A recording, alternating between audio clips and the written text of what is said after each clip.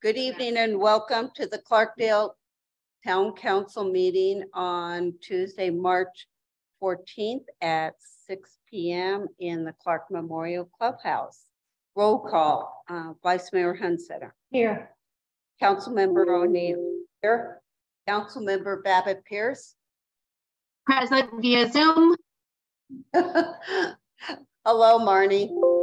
And Councilmember Jones. Present. And please note that Mayor Prudhomme Bauer is here. We have a quorum. As I've been trying to do is for especially new people in the audience is to read our vision and mission statement. The town of Clarkdale connects our unique history, proximity to the Verde River, and small town charm to a future with a vibrant economy. We cultivate an environment where residents and businesses can thrive, providing services and jobs for our residents and capitalizing upon tourism. We sustainably enhance our infrastructure, support the arts and education, and develop recreational opportunities to create a bright future for our entire community. Our mission: the town of Clarkdale serves the community by providing amenities, infrastructure, services, and public safety to enhance quality of life. We are stewards of our history while we sustainably and resiliently plan for the future with an emphasis on community engagement and transparency. So with that, our first item tonight is general public comment. It is time for members of the public that may give comment of a general nature. No official action may be taken by the council during this time unless it is to direct staff to look into a matter. Public comments are limited to 5 minutes, and these are for items not on the agenda. I believe we have 2 people who want to speak in public comment. For public comment, Patty Israel, you will please come up, state your name and not your address, where you live, Clarkdale resident, whatever. My name is Patty Israel, and I am a Clarkdale resident in Lamplighter Village, which is a senior community on 89A. We have been having problems with the landowners and trees that are on our property. We have an entire length of 117 trees along one side of our property line, and they're at the end of their life expectancy. They're all Arizona cypress trees, and they're 40 to 60 feet tall. We believe they're a hazard to people because they're starting to fall. We just had one fall. Thank goodness it did not hit one of the houses. It hit right between 2 houses and took out a fence. We're concerned and worried as a community. I have several other people here for property damage, physical damage to ourselves. If one of those 40 foot, 56 foot tall trees fall on our houses, we could die. And it's an extreme fire hazard. Happy to see a gentleman from the fire department here, because they could go up in flames. We have at least 7 trees minimum that are dead.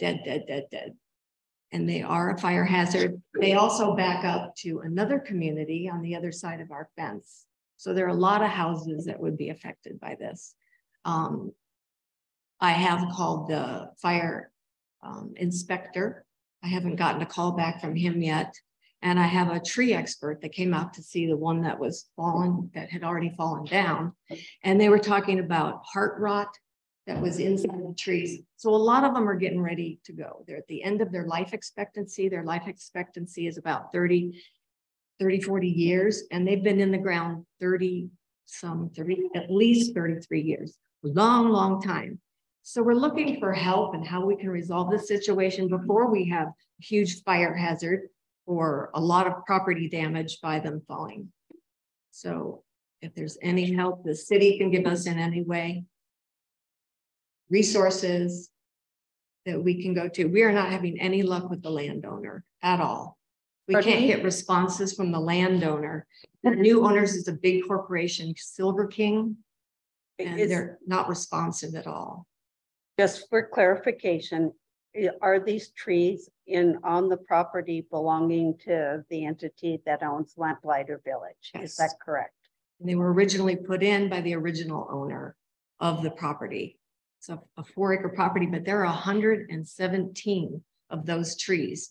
You know how small a mobile home lot is? I have 5 in my backyard. We each have 5 in our backyard. And they're really tall.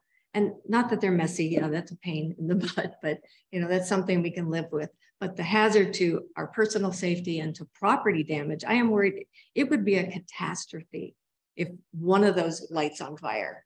And we do have the lightning storms, and we're getting ready to move into monsoon season. I'm very concerned about that. I had personally, during a storm last summer, took out my air conditioning compressor and then the compressor in my refrigerator. So we do have storms that could potentially be a fire hazard. We will have, I believe, town staffs, our town manager, Susan Guthrie, will be following up with you on this. Okay. Okay, that would be wonderful. Thank you. Any other questions? No, I think you clarified for me where it was. Okay. Thank you. Thank you. And I think I have, the next person is EM Short. And if anybody else wishes to speak after EM speaks, you're welcome to come up and speak also. Hello. Welcome. Welcome. Yes. Good to Thank see you. I came at the December meeting and I spoke regarding flooding, and Susan Guthrie got a hold of me and we put our heads together. We had a meeting, and so I wanted to write a letter to you to go into her file, thanking her very much for not only her prompt, but her very effective response to the letter. The flooding issue is pretty much resolved. I live in the same complex as these ladies and gentlemen do here. And the problem has been that Silver King hasn't fulfilled their side of it. But that didn't mean that I couldn't acknowledge Susan and the work that she did. She also had Terry come, and she spent a great deal of time on this project. Well, it got done like lightning. It was done by February 1st. And I just wanted to say thank you and acknowledge her time and her effort. So I did write a letter and I've given it to the clerk. All right. Thank you. Thank you. Thank you very much. Thank you very much. Is there anybody else who wishes to speak? This is public comment. You're welcome to come up. Just state your name. Would you like to please come on up? State your name and where you live. Name's Rick Hendrickson. I live at Lamplighter Village, and I'm when the tree fell over, and there's one leaning like this, and it's a huge tree. And it's going to hit the porch when, I don't know when, but I had a tree guy come out there, and he said he used some fancy terms, so I don't know what they were, but the trees are not in good shape. They're all dying. So, and I can't get they won't give us the number to Silver King to call. So that's about it. Okay. Thank you very much. All right. Anybody else wish to speak? Hearing none, I'll go ahead and close public comment, and we will move on to the next item on the agenda, which is reports. Current reports from the mayor, vice mayor, and council members were submitted electronically with our packet this week. So hopefully everybody had a chance to read them. Next item is organizational reports. These are organizations that members of the council attend as representatives. So our first one is Cottonwood Area Transit. Marnie? No meeting, Madam Mayor. Thank you. Verde Valley Transportation Planning Organization. Marnie, are you on VB? Yes, and you received the minutes of our last meeting with your reports. Yes, yes. Thank you so much. NACOG, Northern Arizona Council of Governments. We did have a meeting on February 23rd and the meeting materials have been forwarded. Okay. NAMWA, Northern Arizona Municipal Water Users Association. No meeting? Okay. Transportation Policy Advisory Council, TPAC. No meeting. Thank you. Verde Front Leadership Council, no meeting. I think there's one coming up in April. Yes. There's been no meeting of the Greater Arizona Mayors and Managers meeting. Sustaining Flows Committee. No meeting. No meeting. Verde Front. Verde Front is Verde Leadership Council, so we don't need to have that on there twice. And then Yavapai committees for young children. We met on Thursday, and I will share the minutes as soon as they become available. Okay. All of these reports get transmitted as part of our council meeting, and they are available for us to read. So thank you. Finance report. The finance report was submitted with our packet.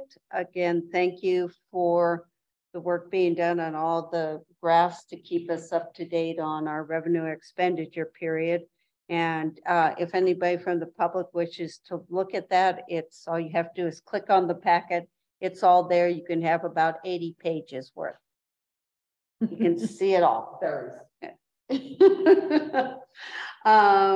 Board and commission minutes were submitted also with the council packet. I think we only had one commission meeting minutes, Parks and Recreation, and that too is a part of the packet that's online. Let's move on to item number 5, consent agenda. There are 2 items on consent this evening: approval of the minutes and a proclamation for Verde Valley Stand Down, which will be held next Wednesday, March 22nd at the Clark Memorial Clubhouse. It's in cooperation with the other communities in the Verde Valley and Verde Valley Veteran Service Organizations. So those are 2 items on consent. Does anyone wish to pull them for discussion? If not, I'll hear a motion. Madam Mayor, I move that we approve consent items A and B as written. Okay, is there a second? I'll second. Okay, it's been moved by Vice Mayor Hunsetter and seconded by Council Member Jones to approve the 2 items on consent, A and B. All those in favor say aye. Aye. We gotcha. All those opposed? Hearing none, motion carried. Thank you. New business. First item on new business is Resolution 1691, supporting wild and scenic protection for the Upper Verde River and its tributaries. This is a resolution before us.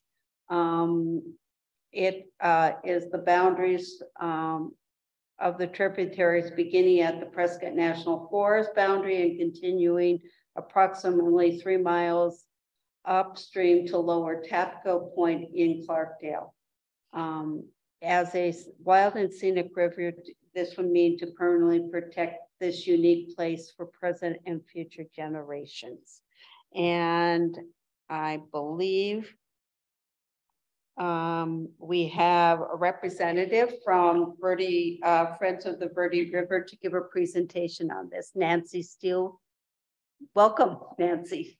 Thank you, Mayor and council members. I also have with me Kelly Burke, who's the Executive Director. These are part of the coalition, Executive Director of Wild Arizona, and Tony Joya, who is a member of the Board of Directors of Friends of the Verde River and also former mayor of the town of Camp Verde. So let's see, I have a clicker here. I'm going to run through this presentation quickly. And but I welcome any questions you may have at any time or at the end. Let's see, I'm trying to get it back to the beginning of the presentation. Clicker's not going back. Am I going in the right direction? All right, great. So again, thank you. My name is Nancy Steele. I'm Executive Director of Friends of the Verde River, and I appreciate the time to talk to you about the campaign for the Upper Verde Wild and Scenic River designation. We have many members of this coalition, and I'm going to talk to you about the coalition and the process and seek to secure your support. As the mayor said, the Upper Verde River specifically is the headwater areas from Clarkdale running northwest is all the way up to Chino Valley. And this designation will include Sycamore Creek and part of Granite Creek also. The coalition includes representatives from the Yavapai Apache Nation, local businesses, including Verde Adventure, local and national nonprofits, including Friends of the Verde River, Wild Arizona, the Arizona Wildlife Federation, American Rivers, Sierra Club, the Wilderness Society, Backcountry Hunters and Anglers, Defenders of Wildlife, American Whitewater, Northern Arizona University, the Natural History Institute, and the Pew Charitable Trusts.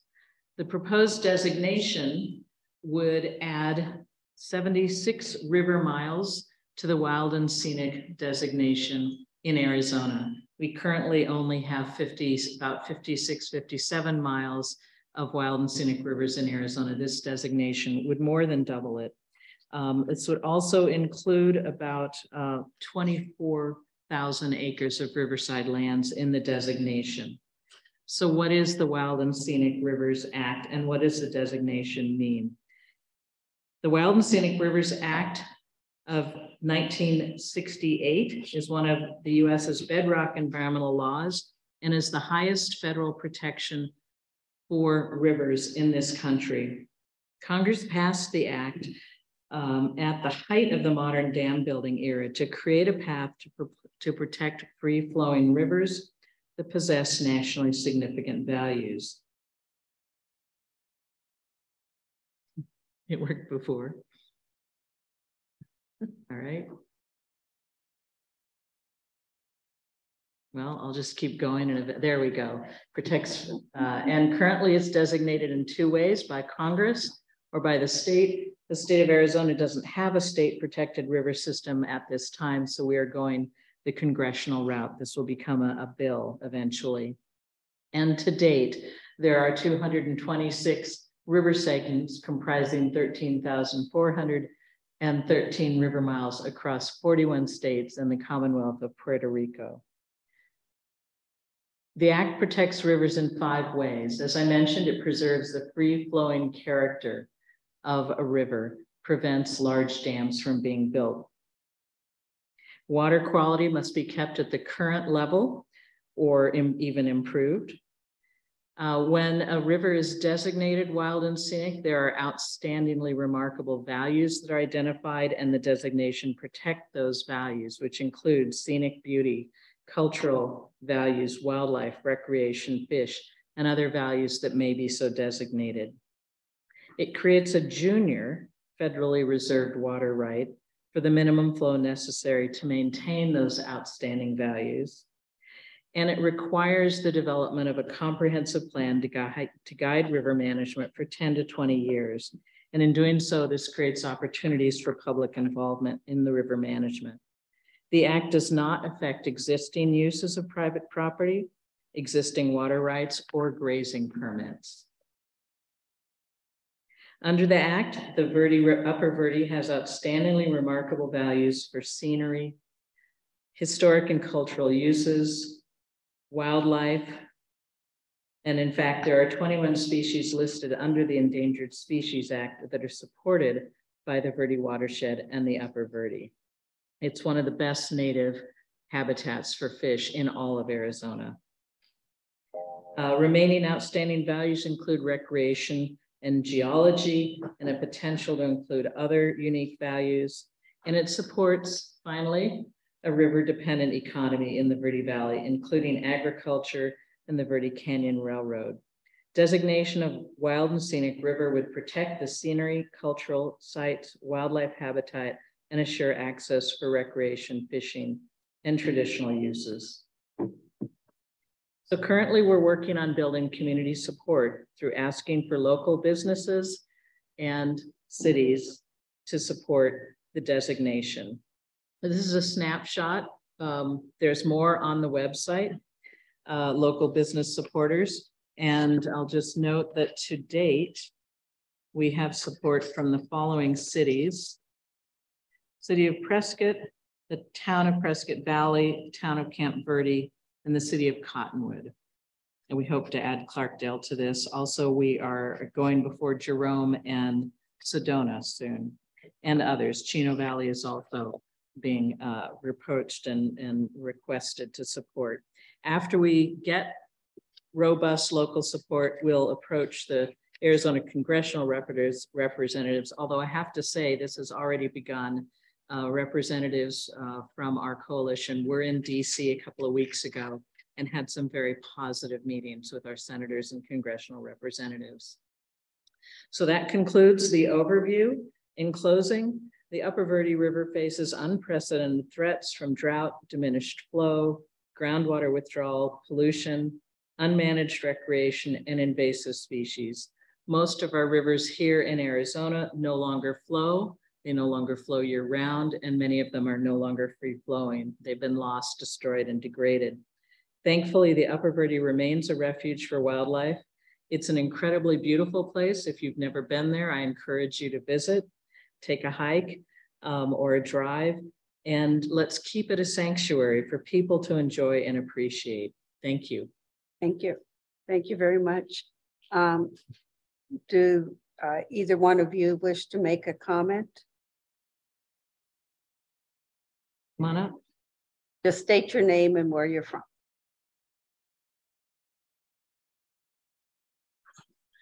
Thank you, Mayor. Tony Joya from Camp Verde. We now have a Congress that may assist us in establishing this. A group of citizens, myself included, worked on this a little more than a decade ago, and everyone was positive about it. However, our Washington representatives were either not interested or not willing to gamble political collateral on a natural resource. For us, this natural resource is the lifeblood of the Verde Valley. If not for the Verde River, it'd be the Siena Valley. I thank you for hearing us and your dedication to the river. Clarkdale has always worked hard for the Verde, and I've always appreciated it. As a matter of fact, Green Trails is the hat, Blue Trails rather, is the hat I'm wearing tonight. I really appreciate your support for this, and we'll keep pushing Washington. The most important thing about this is that base flow is somewhat federally, not guaranteed, but federal government becomes responsible for ensuring that there is a continued base flow in the upper portion of the Verde River. And I know you all know the river very well and know what that means. I hope you support this. Thank you very much. Thank you, Tony. And I'm ready to answer any questions if you have any.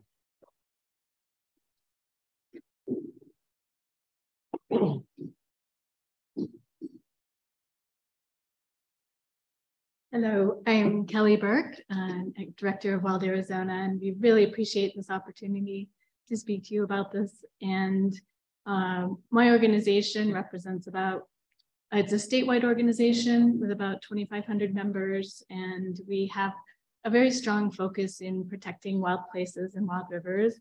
And we also work on river restoration, just like Friends of the Verde River, and we're actually partnering with them at this time. But the comment that I wanted to make is actually a more personal comment. Our organization is headquartered in Tucson, but I've been living in Flagstaff for many, many years. And I just recently moved down to the Verde Valley because my horse is already here, right down by the river at the end of Bent River. And I just wanted to add that while I'm not a resident of Clarkdale, my horse is, and we both love And I just think that it kind of speaks to the nature of the Verde River, that people from all walks of life and with lots of different ways of interacting with the Verde really care about it. And having this increased protection in the headwaters of the Verde and the upper Verde is really valuable and really life affirming and forward looking to a thriving future for the river. Thank you very much. Thank you, Kelly. Thank you. Any comments? Any statements? Yes, Laura. Lisa. Go ahead. I just don't see a downside. So that's all. Okay. Laura. And I'd say there are many upsides, especially if there really is some type of federal pressure that can be put on to make sure that there is a base flow of the upper Verde, because once we lose the base flow of the upper Verde, what happens down here is impacted significantly. For those who don't know, I've spent 8 years working for Friends of the Verde River, so I have a pretty fairly intimate relationship with the river and knowledge of the impact of this legislation. I think it's a very positive thing, and I most recently heard that there's also an effort to potentially put a state park up at the headwaters. So that is another thing that would go a long ways to really protecting the river. Marnie. Thank you, Madam Mayor. You read our vision statement at the beginning of this meeting, and putting on this, I'm sorry, I really don't feel well. This resolution seems to align perfectly with our values. If we say that we value the river and we value a healthy and thriving community, we absolutely have to support this resolution. Thank you, Barney. I would just say that I can't imagine life in Clarkdale without that river. And so therefore, I think that it's completely our responsibility to do whatever it takes to protect that. So, and if you'll accept a motion, I will make one. Absolutely. All right, Madam Mayor, I move that we approve resolution 1691, supporting wild and scenic protection for the upper Verde and its tributaries. There a second to that motion? Second. It's been moved by Vice Mayor Hunsetter and seconded by Council Member O'Neill to approve resolution 1691, supporting wild and scenic protection for the upper Verde River. Happily. All those in favor of the motion, please say aye. Aye. Aye. All those opposed? Hearing none, motion passes. Yes, absolutely. Clarkdale is on top of this. You're welcome. Thank you for your presentation. Let's move on to item 6B, Verde Valley Fire District Annual Update. Welcome, Fire Chief Danny Johnson. Good to see you. You may need her help with this clicker. I'm getting it. Online.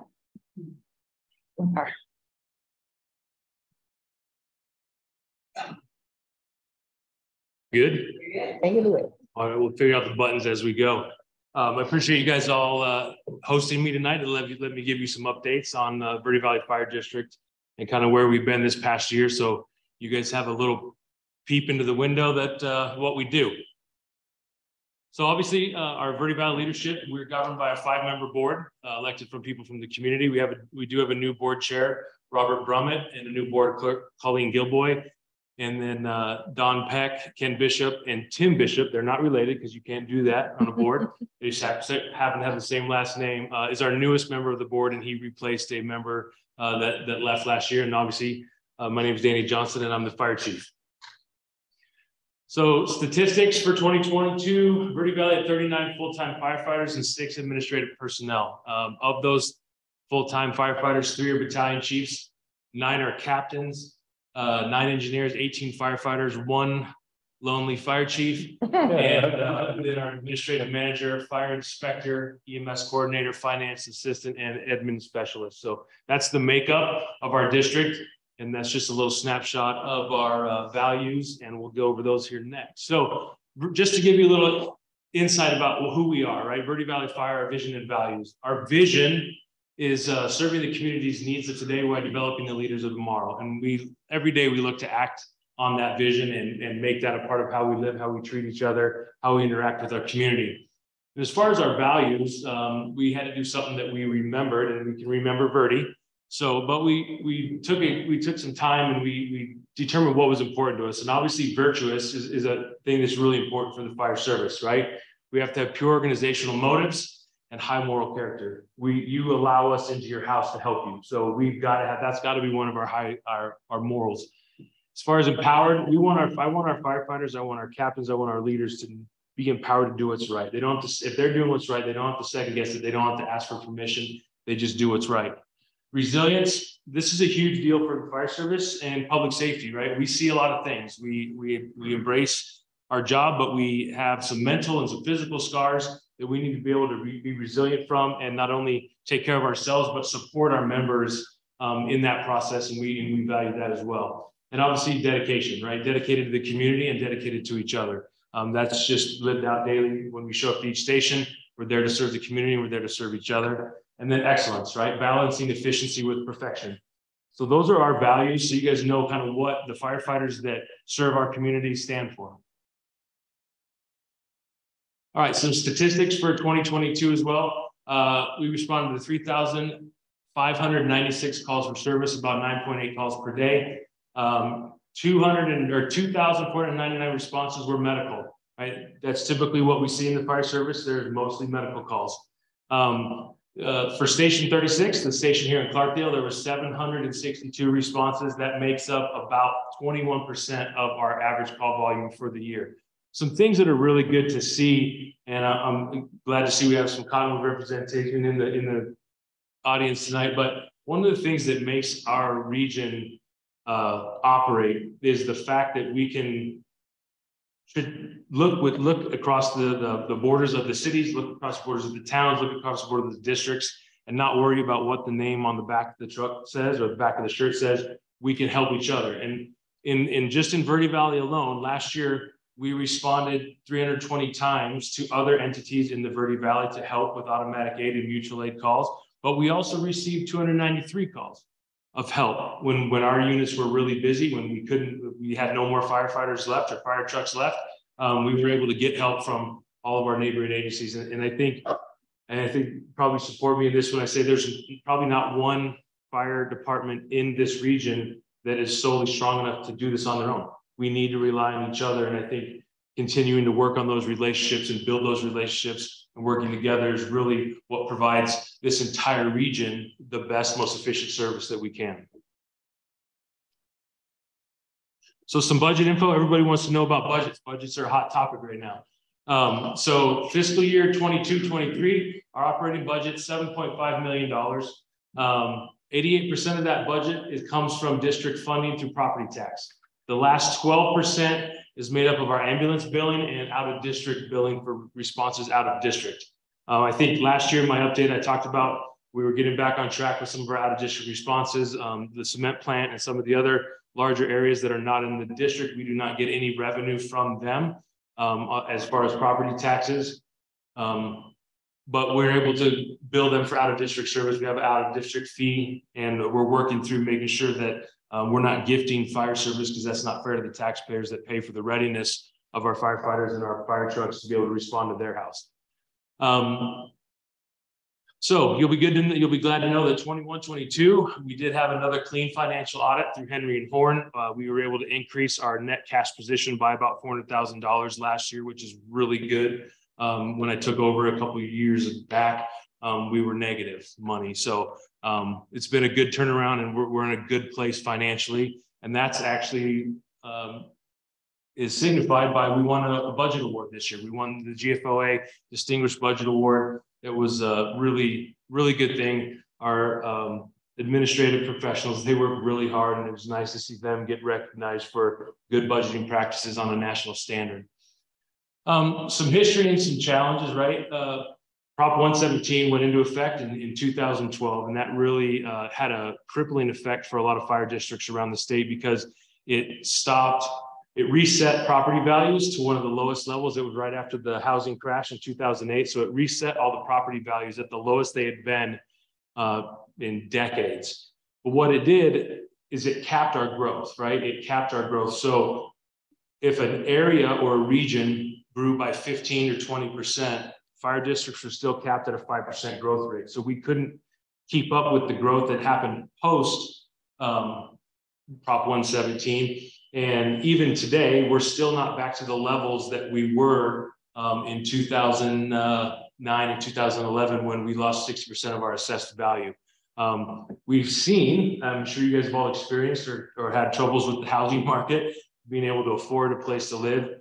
Even in this past year, we saw 20 to 25% increases in full cash value or sale value, but we were still limited to the 5%. So it creates a little bit of struggles for fire districts, and we're continuing to try to work through this with the legislation and some other challenges that we have. Obviously, regional growth. We're a growing region. We're growing in population. We're growing in popularity as well. We're going to get a lot of tourists, a lot of visitors. I believe the last statistic that I saw was the region, the Verde Valley region with Sedona and Clarkdale and all the other entities that are around us. We see about 3 million visitors per year that come through this region and travel through it. So we do see a lot of responses for people that are enjoying our rivers and enjoying the trails, and that has an impact on it.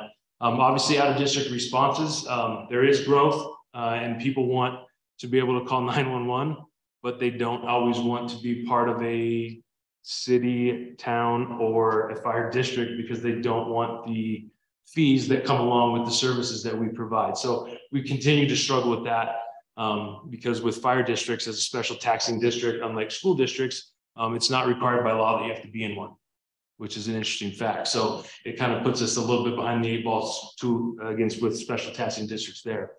And then auto aid agencies, right? We're all the agencies in this region are having more calls, and our call volume is going up across the board. We were seeing about a 10% average increase for the past 4 to 5 years. The COVID data really spiked us, so it took that trend of a 10% increase and spiked it for 1 year. We're coming back down. We're not having as many calls this year as we did last year, but they'll still march out with that 10% spike without that COVID year. So we're all seeing that. Obviously, some capital funding challenges. As most of you guys are aware, last year we tried to run the Proposition 310. Unfortunately, it just barely failed. We lost by just under a couple 100,000 votes, and we actually had about 300,000 ballots that had no vote whatsoever on it, one way or the other. So it was a really tough thing that we looked at from the special districts across the state, and so we're looking at that again. But you know, we're looking at legislation that has actually shifted the burden more towards residents, and that's something that's really tough because most of our residential populations don't have the lobbyists that work down at the Capitol on a regular basis, but big business does. And what they've been able to do is over the next 3 years, our cap was $3.25 per $100 of your limited property value. If you get your tax statement, you'll see the LPV. It's the lowest number on your tax statement. But what that was is, residentials is at the 10% rate, but the commercial rate was at 17.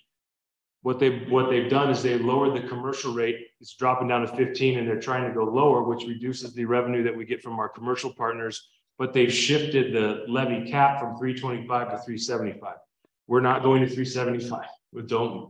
We are staying where we're at for right now, and we have no plans on hitting that 375 cap because it just shifts the financial burden from the businesses to the residents. And we're working with legislation to try and come up with a better way to do that, but it's really tough right now. And we continue with fire districts didn't receive any ARPA or CARES Act funding still to date. We got none. We are still working on it. Unfortunately, CARES Act is done, but ARPA extends through 2024. We're working with the state. We're working with our county officials who are in our corner. And we're trying to get at least some of our costs recouped from the COVID. So we bore we didn't, actually our taxpayers, bore the entire financial burden for all of our COVID response for that 2 long years, or maybe it was longer than that. But so what we're working on right now, House Bill 2803, it's an appropriations bill that's down. It did pass out of committee, and it passed out of Cal, and it passed out of the House, and it's getting into the Senate. What that House bill does, it's through forestry and fire management. It's $150 million in appropriations. Right now, the state has an estimated like 1.5 billion in funds that are available for appropriations. There was a little over 2.5 billion in appropriations that were asked for, so that things are going to get cut. So we're working with that down there on that House bill. The thing that's unique about this House bill is it's not just for fire districts. It's for public safety, both municipal and fire districts. So there's an opportunity potentially that I feel that we could partner together and look at some of this funding once the final language gets written in this House bill, and how we could look at this. So it is appropriated with 25% going to fire districts and 75% going to municipalities. It was our bill, and we got the shorter end of the appropriation. I don't understand how it all works, but we'll figure it out. And then one other thing that we're looking at is we're completing a SAFER grant to add 3 more firefighters to our fire trucks, and that will improve staffing. That staffing will directly be applied to the Cornville station, because we're understaffed at that station currently. So, we're continuing to work with the state and county levels to try and figure out other funding mechanisms for fire districts, because, we have basically two main funding streams, and that's property taxes and our ambulance revenue. And I talked to some of my representatives that, from City of Phoenix, and when their fire department has 39 revenue streams, I mean, how do you compete with that? We compete with losing people to pay, and there's some things that we can't pay, but there's obviously things that we can offer up here that I think are better than what Phoenix can offer. So yeah, that's what we're working on there. As far as accomplishments this past year, we did reevaluate our EMS billing practices. Some of our EMS billing practices were 15 to 20 years old before there were even high deductible plans in existence. So we've been able to make some changes there and increase our ambulance revenue with increasing that. We did get a new website up and running. That's it if you're interested in it. We did, our ladies at the top there, we were able to rewrite our financial operations guide. And then we were also able to host the Verde Valley Leadership Program right in that room there. And we had representation from Clarkdale in that class. And I received a lot of positive feedback on it. I think it's something that we want to continue to do and build on in the future. We did reestablish our 2-year MOU with our labor group, which is a good thing to have with our labor. We'll renegotiate that not this year, but the next year.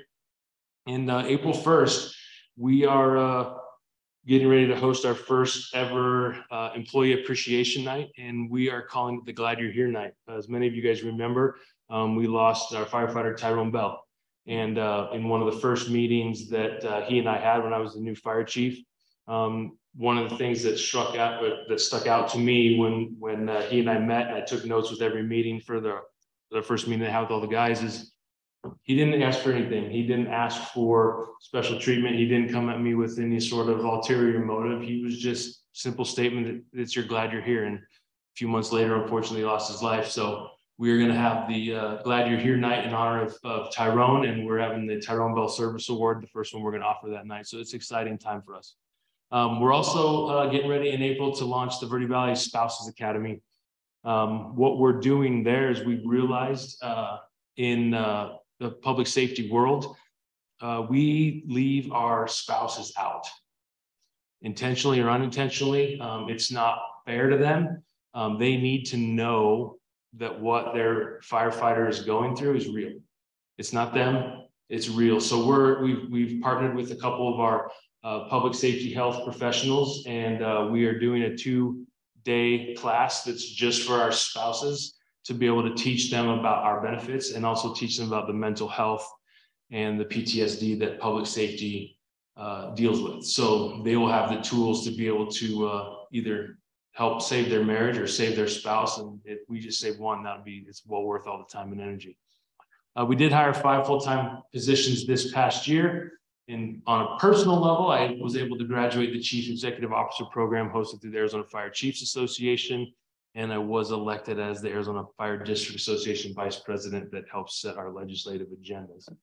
So that was some of our accomplishments for this past year. Just some major events and some community involvement. We enjoyed the pancake breakfast coming back. I think everybody enjoyed that being. We always have a fun time at the parade. And I've got to spend some time with Representative Quang Nguyen and down at the House of Representatives office. And he did ask for a hat. He's a supporter of this region. And we're developing a good relationship. So hopefully we can work on things in the future. We've had a lot of talk about the rivers. We've done some swift water training, especially with some of the stuff that we're anticipating coming in the next 24 to 48 hours. Yes. We've had a few calls on the river, and then we had a house fire just last week over on the reservation, and the guys did a good job over there, and we worked with our buddies at Cottonwood, and they helped us put it out. So that is my presentation. I'd be more than happy to answer any questions that you guys may have about the district or the region or whatever I can do to help give you insight into the Verde Valley Fire District. Lisa. I am a very grateful recipient of your services last Friday, and I couldn't have felt more confident in the medical response that we got. So thank you. Good. I'm glad you're here. So, Copper Canyon, how does that affect you? So Copper Canyon has been in the news a little bit regarding some financial troubles that they are dealing with. To date, we have not received any formal requests to help. They still have a fire chief, they still have a fire board, they have an admin, and they're working as best they can to address that situation. If there are brownouts, if there's staffing that they can't fill for the day, we have been in contact with the operations level battalion chiefs. So they know if a station is reduced staffing for a day, our guys know to expect potentially running that way to help, backfill. Like I said, we're giving and receiving aid. We're all about it, right? Because it's the right thing to do. And it's kind of how the system is set up. And I think it's the most efficient way to operate. So we helped them before this whole thing got into the media, and we'll continue to help them afterwards. Thank you. Marnie. Thank you, Madam Mayor. Chief Johnson, thank you so much for your presentation. I was going to ask about the out of district. So thank you for covering that, because that was something I learned about in your presentation last year and didn't really understand. And so I'm excited to hear that you're making good progress there and doing so many other wonderful things for our community. Thank you very much. Thank you. Anybody else? I would just say I'd echo what you previously said. Glad you're here. You're making a big impact, and I appreciate everything you do. Thank you.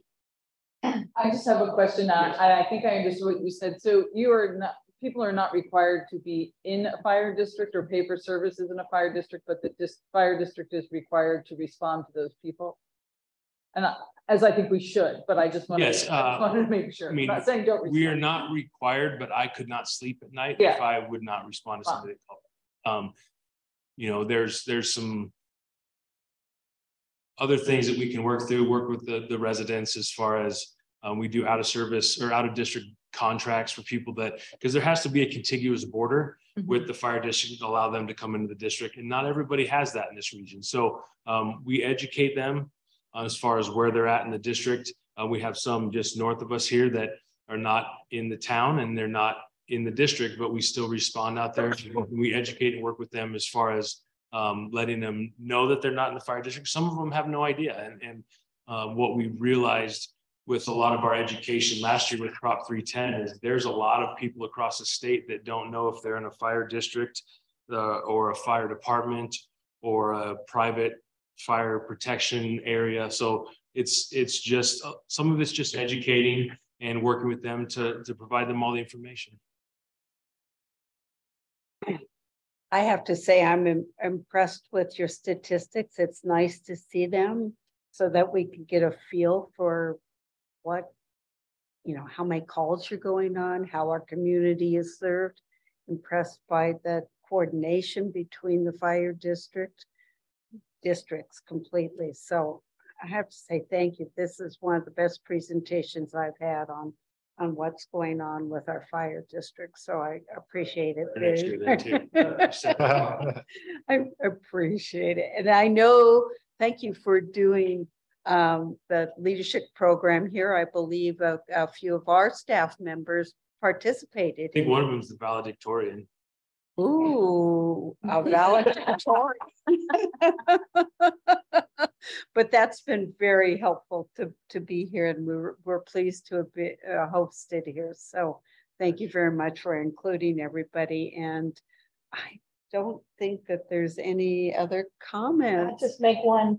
Yeah. I felt really old when you hired one of your most recent hires from. Yeah. Because I remember him. We hired an individual that absolutely great kid, local kid. He was he took his EMT and his fire 1 and 2 through the college or through the VAX program, and while he was in high school, and he graduated. One thing that I do when we bring in new hires is we spend a week of onboarding and orientation, but I don't do orientation the traditional way. I take them for a couple hours every morning, and we go hike some of the trails in this area, so they only get some familiarization. But we also talk about culture, and we talk about career, and we talk about success and what's going to help them in a non-traditional environment. But one of the conversations that we had is less than a year, I think it was 6 months ago, he was sitting in a high school classroom, probably trying not to get suspended. And now he's riding on a fire truck, serving his community in 6 months out of high school. And, you know, he's a great kid. He's got his head on straight. Great story. We're excited to have him. We love getting the local kids, and so I think it's a great program that we have in place to help with some of those hiring. I think that's fabulous. And thank you for, I'm impressed by your program for the spouses. That is just incredible. Yeah, they're often left on the side. So thank you for including them.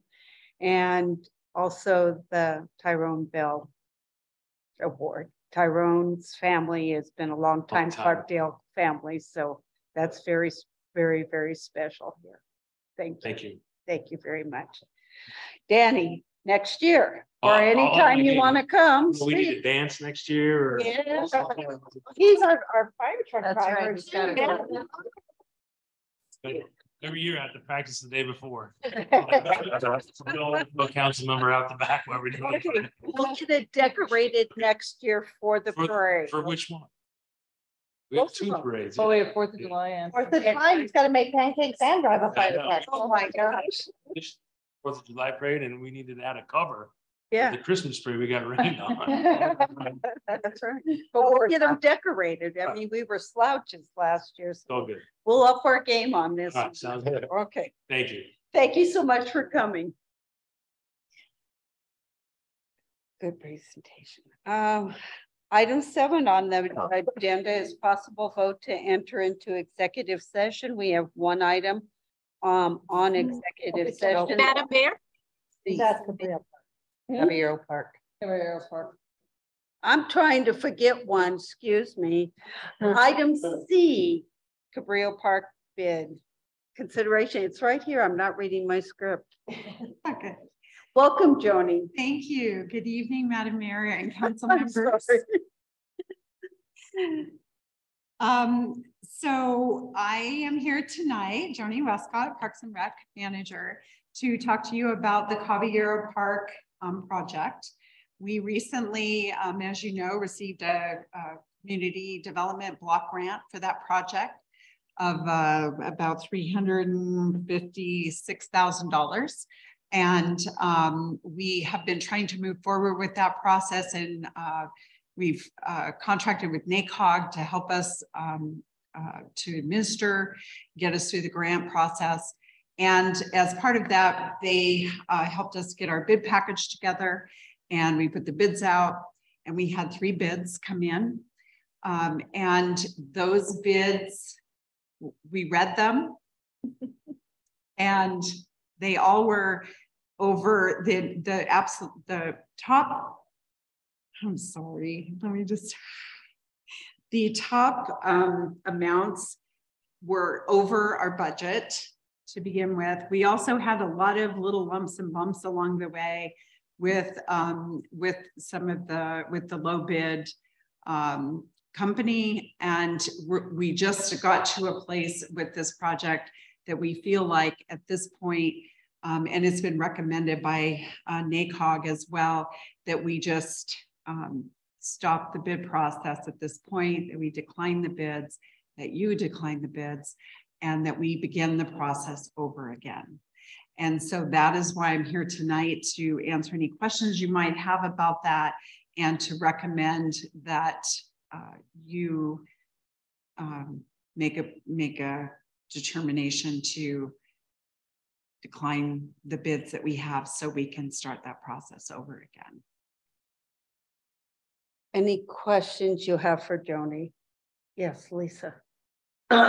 So, not to bring up a painful subject, but this is the second no bid that we've had in the last couple of meetings. I wonder what kind of steps you're taking to rewrite the bid package. Thank you. That's a really good question. We are making some changes to that. As far as we had some issues at the last minute when we started the last package with the drainage of the park.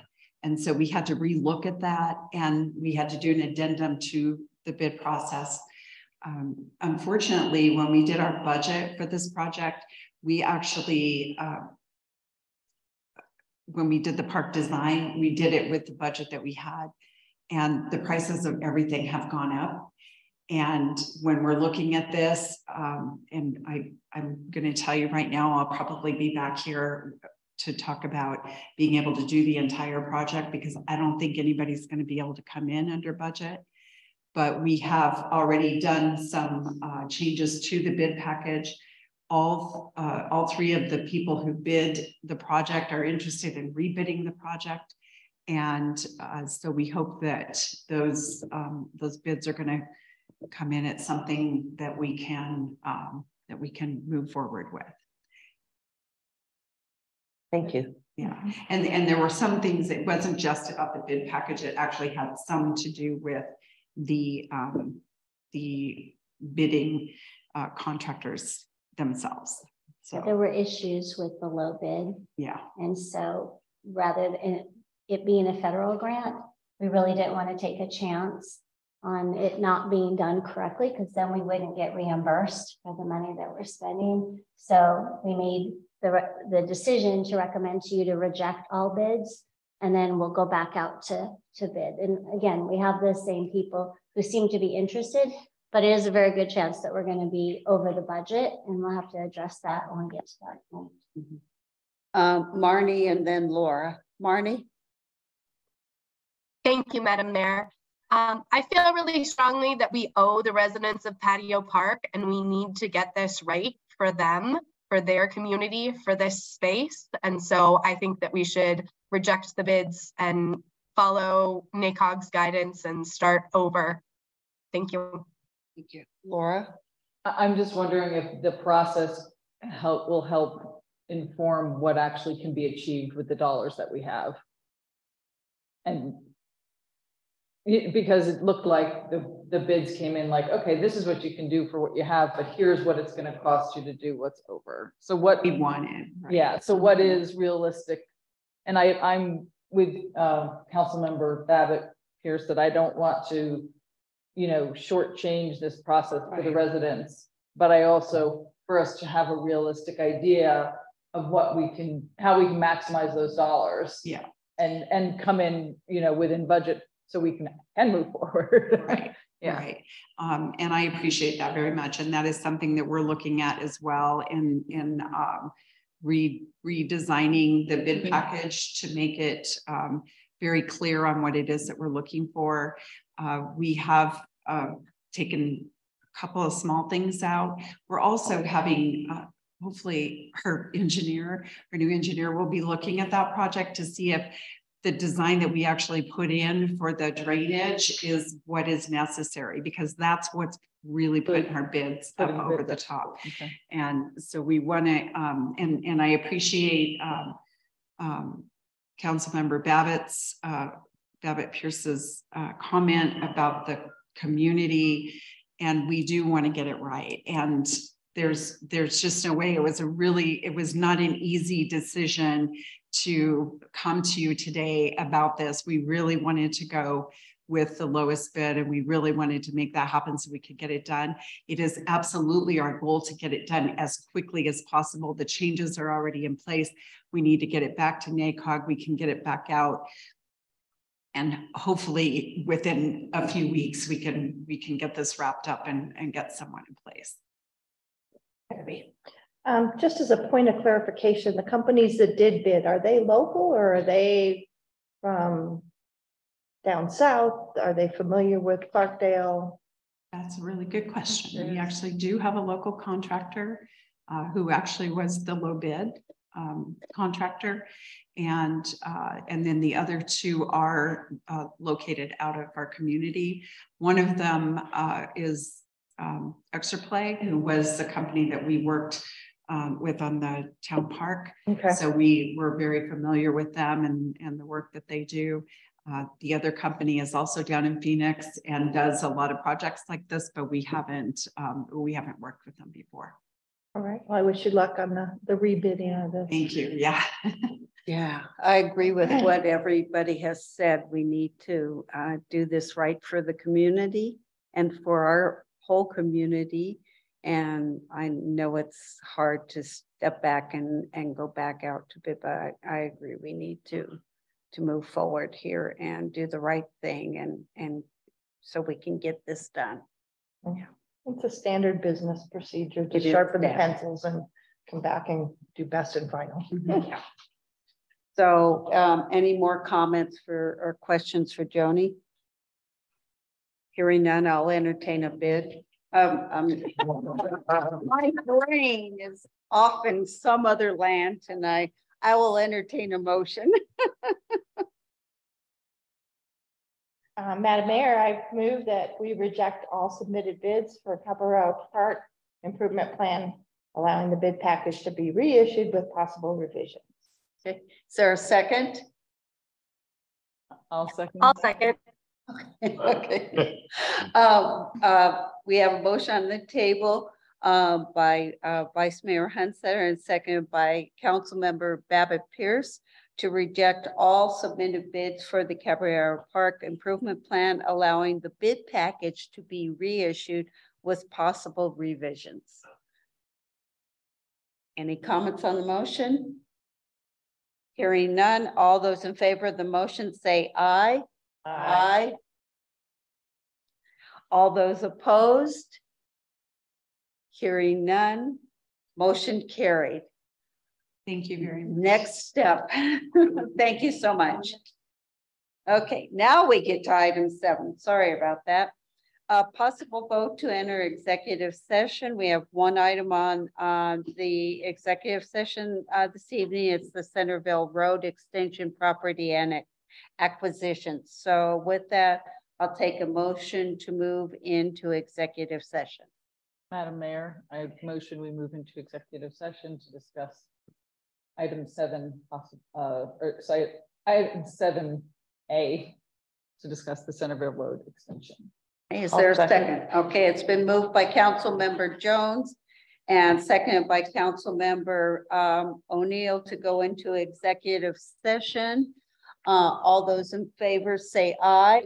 Aye. All those opposed? Motion carried. Everybody, you can sit here. We're moving. So we'll be back in a few minutes. Thank you. You're all focused for the leads. Yeah. Yeah, you can.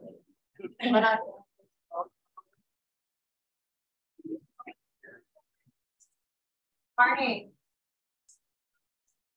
Yeah. Log out of Zoom right now and log back in and just finish for me, okay? Okay. All right, thank you, Marty.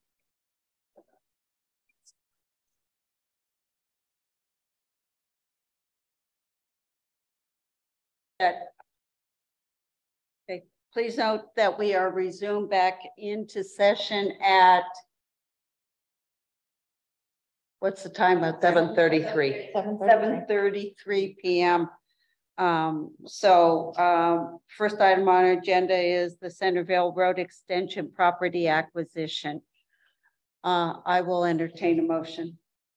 Madam Mayor, I have a motion to direct the town manager and town attorney to move forward with the authorization to acquire the appraised portion of 781 Cali Medina and to extend and offer the owner of 771 Cali Medina for the appraised value. Authorizing the town manager to execute all documents necessary to complete the transaction. Is there a second to that motion? I'll second. Okay. Are we clear what the motion states? Mm-hmm. All those in favor of the motion say aye. Aye. Aye. All those opposed, hearing none, motion carried. Thank you. Item 9, future agenda items. Do you have our list in Yes. front of you? So just if you have anything you need to add to that, let us know. As you can see, our next meeting looks like it's got quite a few items on it. But if there's anything else you would like to bring up. Hearing none, and no further items on our agenda. And if there's no objection, I'd like to adjourn the meeting at 7:35 p.m. Thank you, Marnie. Take care of yourself. Feel better. What Thank you. Oh my goodness.